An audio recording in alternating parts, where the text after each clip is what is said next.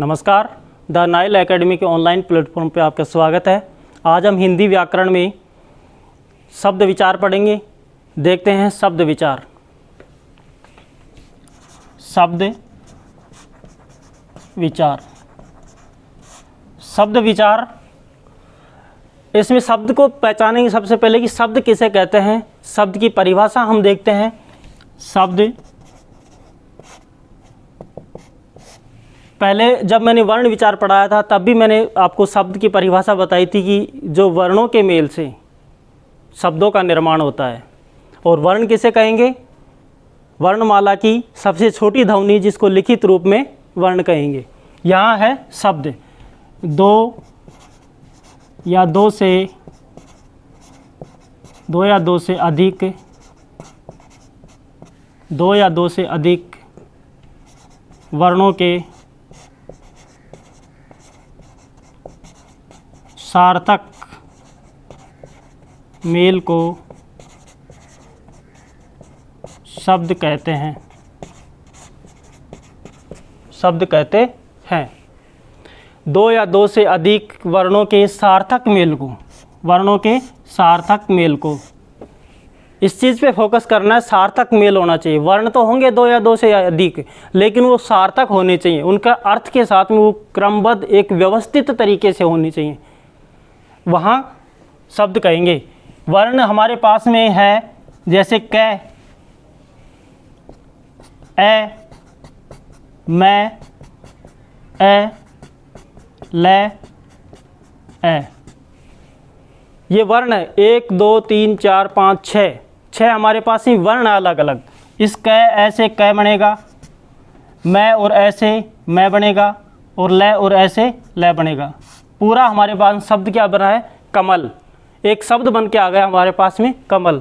दो या दो से अधिक वर्ण यहाँ मिले हैं, लेकिन वो सार्थक मेल है उनका, आगे पीछे उल्टा सुल्टा नहीं है। बिल्कुल जिस तरीके से हमें एक व्याकरणिक दृष्टि से जहाँ वर्णों का स्थान होना चाहिए, उसी प्रकार से हमने इन वर्णों को रखा, जिससे एक शब्द का निर्माण हुआ है। ठीक है, तो इसको हम, इसके उदाहरण हमने देखा, कमल, जलज, पेड़, घर। ये क्या है? इसके उदाहरण। ये शब्द हैं सब अपने आप में। इनमें शब्दों में बहुत सारे वर्णों का मेल है। उन वर्णों के मेल को, दो या दो से अधिक वर्णों के सार्थक मेल को शब्द कहते हैं। अब शब्द के भेद देखते हैं। शब्द के कितने भेद होते हैं? शब्द के 2 भेद होते हैं। भेद, इसके 2 भेद होते हैं। देखते हैं कौन कौन से हैं 2 भेद। एक होता है सार्थक, सार्थक शब्द, और एक होता है निरर्थक शब्द। निरर्थक शब्द। 2 भेद होते हैं शब्दों के, सार्थक और निरर्थक। सार्थक शब्द उसे कहेंगे हम जिनके अर्थ निकलते हों। वे शब्द जिनके अर्थ निकलते हैं उनको हम सार्थक शब्द कहते हैं। वे शब्द जो अपना अर्थ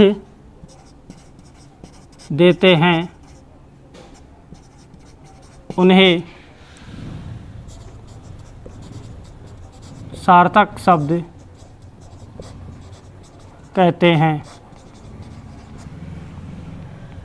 निरर्थक शब्द, इसका बिल्कुल विपरीत, जो अर्थ नहीं देते, जो अर्थ नहीं देते उनको निरर्थक। यहाँ सामने लिखा हुआ नी प्लस अर्थक। नी मानी नहीं, अर्थ मानी अर्थ होते हैं। जिनका अर्थ नहीं होता, जो अपना अर्थ नहीं दे पाते हैं, वो निरर्थक शब्द होते हैं। ऐसे शब्द जिनके अर्थ नहीं देते वो निरर्थक होते हैं। जो अपना स्वतंत्र अर्थ नहीं देते उनको हम निरर्थक शब्द बोलते हैं। वो सार्थक शब्दों के साथ में बैठ करके, सार्थक शब्दों के मेल में अपना अर्थ प्रकट कर पाते हैं, उन्हें हम निरर्थक शब्द कहते हैं। यहाँ सार्थक शब्दों में हम देखते हैं कौन कौन से, इसके उदाहरण देखते हैं। सार्थक शब्दों के उदाहरण देखते हैं इसके। पानी, सामने, पूछ, पानी, सामने, पूछ।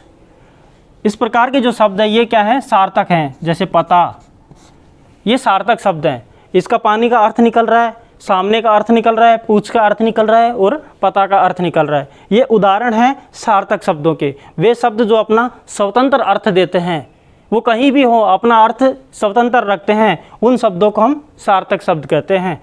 और वे शब्द जो अपना अर्थ नहीं देते, अपना अर्थ स्वतंत्र अर्थ नहीं देते हैं, उन्हें हम निरर्थक शब्द कहते हैं। जो सार्थक शब्दों के साथ में मिलकर के अपना अर्थ प्रकट कर पाते हैं, उनको हम निरर्थक शब्द कहते हैं।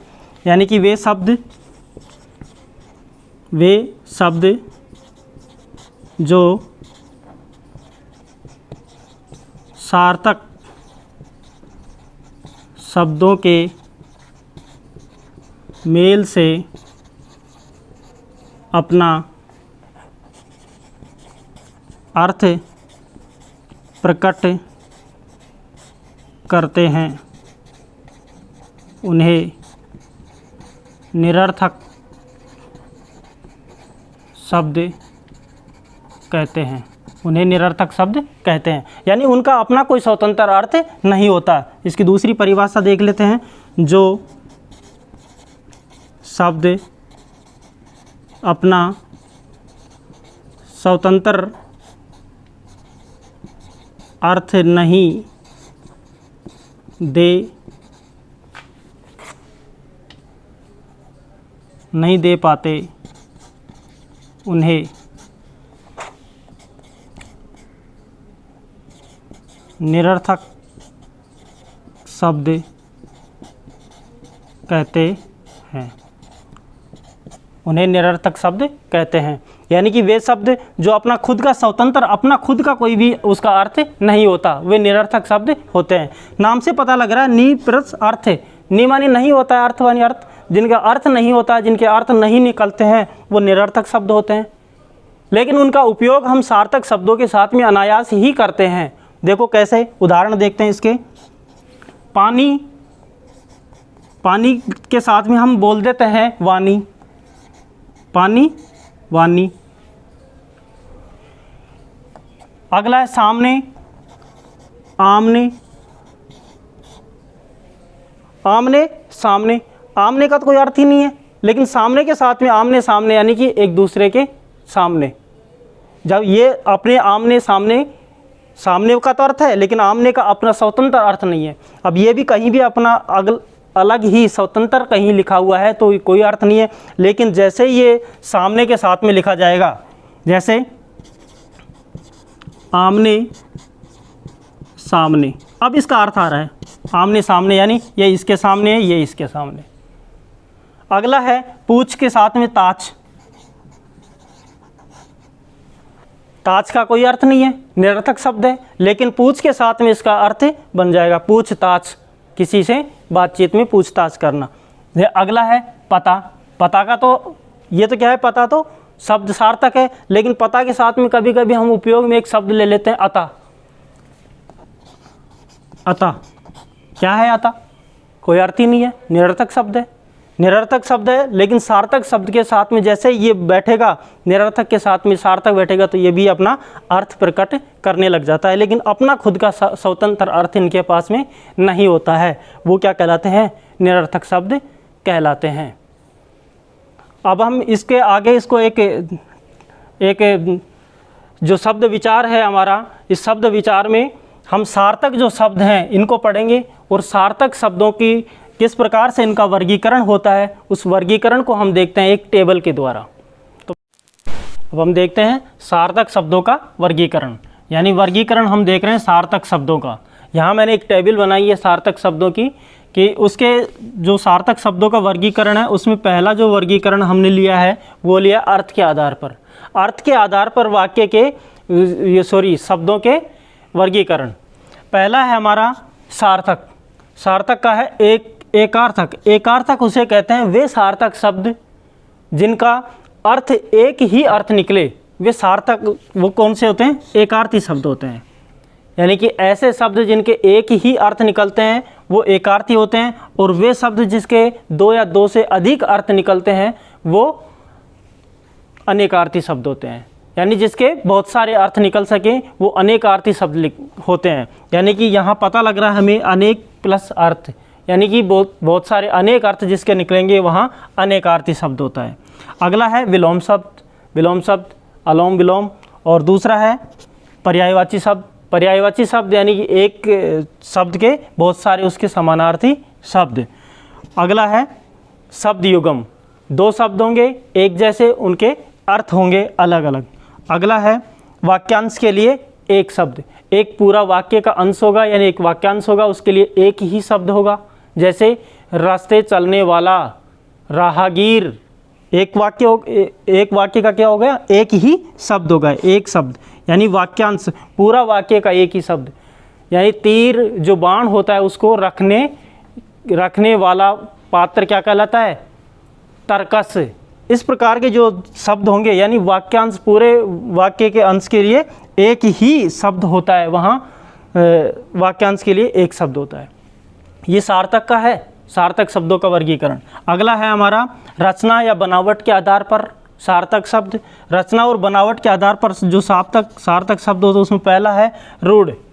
पहला होता है रूढ़ शब्द। और रूढ़ शब्द उसे कहते हैं वे सार्थक शब्द जिनका विभाजन या जिनका वर्गीकरण, जिनको तोड़ने के बाद में उनके कोई अर्थ नहीं निकल पाते हैं, वे रूढ़ शब्द होते हैं। जैसे हमारे पास में घर है, ये सार्थक शब्द है, अगर इसका विभाजन कर दिया जाए तो इसका अर्थ नहीं निकल पाएगा।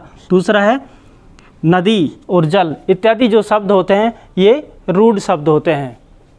अगला है हमारा यौगिक शब्द। यौगिक वे शब्द होते हैं वो शब्द जिनका सार्थक वर्गीकरण किया जा सके, यानी सार्थक उनके टुकड़े किया जा सके। जैसे हमारे पास में है अपमान, अप और मान। अप का अलग अर्थ है, मान का अलग अर्थ है। देव प्लस आलय, देवालय, ये सार्थक शब्द है। यानी कि देव का अलग अपना स्वतंत्र अर्थ होगा और आलय का अपना स्वतंत्र अर्थ होता है। और अब अगर इनको पूरे को एक साथ देखें तो इसका भी अपना अर्थ है। देव मानी भगवान या देवता, आलय मानी उनका घर, देवालय यानी मंदिर। इसका अर्थ क्या निकलेगा? मंदिर। अगर इसको अलग अलग हम देख रहे हैं तो भी इसका अर्थ निकल रहा है। तो ऐसी स्थिति के उन क्या कहते हैं? उन शब्दों को यौगिक शब्द कहते हैं। अगला है हमारे पास में योग रूढ़ शब्द। योग रूढ़ शब्द किसे कहेंगे? वे शब्द जिनको अलग अलग करने पर अर्थ निकलता है और जब उनको एक साथ रखते हैं तो उनका लाक्षणिक यानी कि अलग अर्थ निकलता है, वो योग रूढ़ शब्द होते हैं। जैसे यौगिक जो शब्द था, यौगिक शब्दों में अलग अलग जिनका अलग वर्गीकरण कर रहे हैं तब भी उनका अर्थ निकल रहा है। यहाँ देखते हैं कि इनका अलग अर्थ 10 प्लस आनंद, दशानन। 10 है इसका अपना अर्थ है और आनंद मानी मुख्य, इनका अलग अर्थ है। अगर इनको दोनों को एक साथ देखा जाएगा तो वो क्या हो गया? योग रूढ़, दशानन, रावण। अगला है लंबोदर। लंबू प्लस उदर, लंबा का अलग अर्थ है, उदर का अलग अर्थ। लेकिन जब इनको एक साथ इसका अर्थ देखा जाएगा तो वो श्री गणेश, तो वो क्या कहलाएगा? योग रूढ़ शब्द कहलाएगा। इसका विभाजन करने पर अर्थ नहीं निकलते, यानी कि सार्थक अर्थों के साथ में इनका विभाजन नहीं किया जा सकता।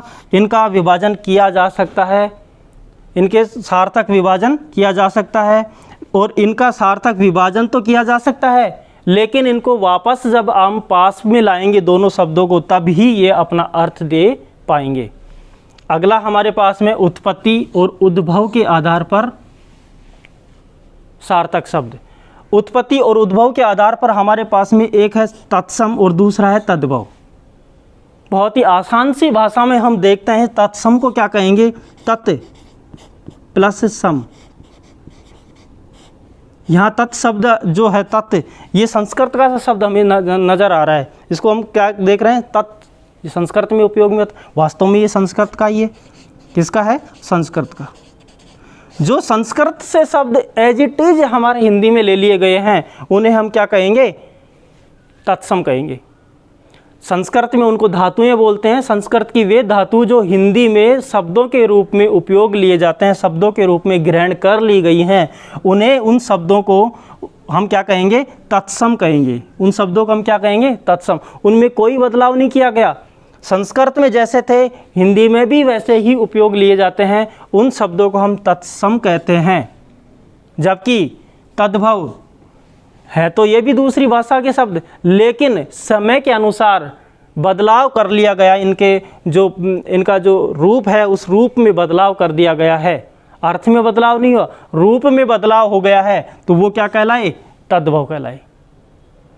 यहाँ कोई परिवर्तन नहीं हुआ, तत् प्लस सम जैसे थे वैसे ही हैं। यहाँ तद्भव यानी इसमें थोड़ा सा बदलाव, इसके रूप में बदलाव हो गया, इसके रूप में जहाँ बदलाव हो गया वो तद्भव शब्द कहलाए। कैसे हुआ देखो इसको उदाहरण के आधार पर।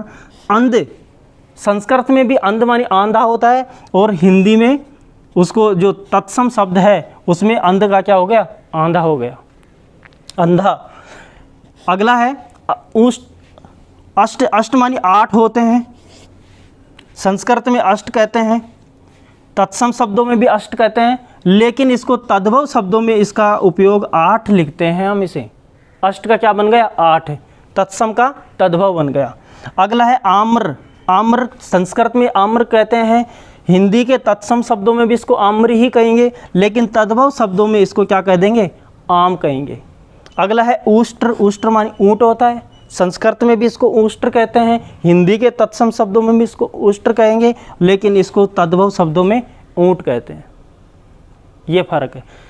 तत्सम जो संस्कृत के धातुएं हिंदी में शब्दों के रूप में उपयोग में ली जाती हैं, जिनमें कोई बदलाव नहीं हुआ, उनको तत्सम कहेंगे, और जिनमें समय के अनुसार उनमें थोड़ा बदलाव कर दिया गया है वो तद्भव कहलाएंगे।